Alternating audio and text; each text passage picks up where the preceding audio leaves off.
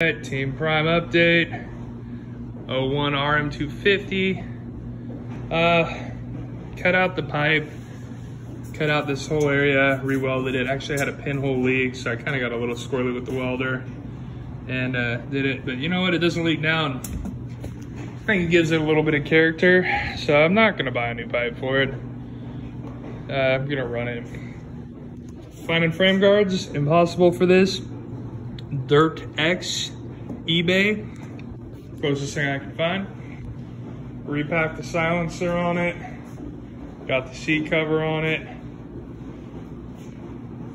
restyle kit on it, but that's it right now. The Lectron shipped today. Vforce reads are here, and I'm gonna do that all at one time, the Vforce and the Lectron. And then graphics come, and more updates on that. But this bike, I like it. I'm gonna hang on to this bike.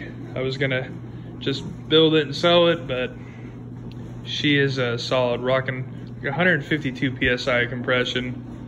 I mean, this bike is a low hour machine and should bring me a lot of fun.